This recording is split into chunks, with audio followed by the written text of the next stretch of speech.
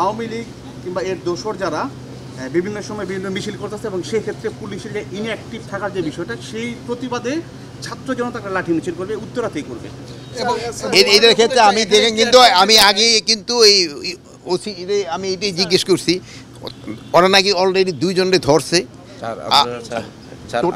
আপনি কি মনে করেন আমরা 9 জন ধরেছি, তার মধ্যে 6 জন স্যার এই মিছিলে অংশগ্রহণকারী। যেহেতু মিছিল হয়েছে, এটা তো আর কোনো, এটার ভিতরে তো কারো কোনো সন্দেহ নাই। মিছিলটা যেন ভবিষ্যতে না হতে পারে এই জন্য পুলিশদের ইনস্ট্রাকশন দেওয়া হয়েছে, এবং যদি তারা এটারে ভালোভাবে কন্ট্রোল না করতে পারে তাই তাদের বিরুদ্ধে ব্যবস্থা নেওয়া হবে। বিভিন্ন থানায় পুলিশ সদস্য বদলি করার পরও তারা বিভিন্ন কর্মস্থলে যোগদান করতেছে না, এবং তারা যে কোনো বলেই হোক জোরেই হোক যেটাই হোক তারা থানায় থেকে যাচ্ছে, এবং এইরকম সংখ্যাটা দিন দিন বাড়ছে। আপনার এরকম একটা হিসাব দেন, পোস্টিং হওয়ার পরেও যদি যে যায় নাই তাদের ক্ষেত্রে আমরা অবশ্যই অ্যাকশন নিব। আপনারা জানেন ঢাকায় প্রায় সবই নতুন। আপনি কোথা থেকে আসছেন? স্যার আমি লাস্টলি মিশন থেকে এসেছি স্যার। মিশন। আপনি খুলনা। এই যে দেখলেন সবাই কিন্তু বাইরে থেকে আসছে।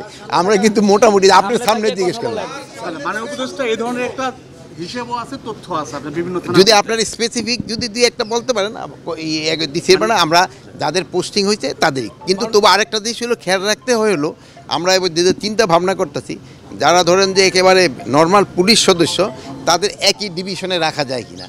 যেহেতু হয় কি ফ্যামিলিটা দূরে থাকলে এখন কিন্তু ছুটির সংখ্যা কম, এরা মনে হয় মাত্র 20 দিন ছুটি পায়, আর লিভ পাইলো আরও 20 দিন। ওই 20 দিন ছুটি কিন্তু আমরা অনেক সময় দিতেও পারি না। এই জন্য ফ্যামিলিটা যেন তাড়াতাড়ি দেখা করে সরতে পারে। যেমন ধরেন এখন শুনলেন যে একজনের রেশনটা তার বাসায় ওখান থেকে পৌঁছাতে হয়, তার তো একটা ছুটি দরকার। এখন যদি সে বাড়ি সেই রংপুর বা রাজশাহী হয়, ওখান তো একটু সমস্যা হয়।